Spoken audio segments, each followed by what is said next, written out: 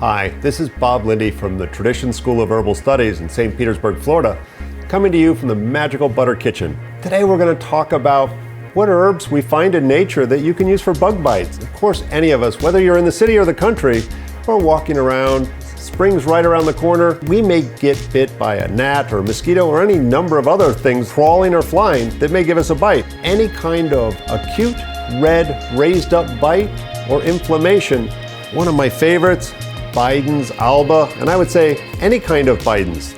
This grows throughout the tropics. We consider it pan-tropical plant, but sometimes we can find that even a little bit further north. There's another plant that you can use called plantain, not the banana, but plantago.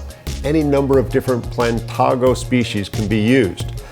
What we like to do with the Bidens though, and I've used it so many different times, is to make a spit poultice. You can either chew it up or just mash it up in your hands and apply it to the bite, the burn, anything that's red and raised, and within a few minutes you'll find that the swelling goes down and you'll get almost immediate relief.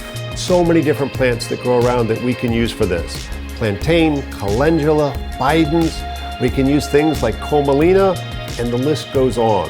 Anything that feels cold to the touch that's safe, we can go ahead and mash up and put on topically. If you spend a lot of times in the woods, make sure that your B6 levels are high enough. That can be very helpful.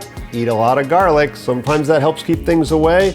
And ultimately, I would suggest drinking stinging nettle tea prior to going out or while you're out there. It reduces the inflammatory response that your body may get. This is Bob Linde from the Tradition School of Herbal Studies, talking about some different plants that we may be able to find out in nature to help with those bug bites.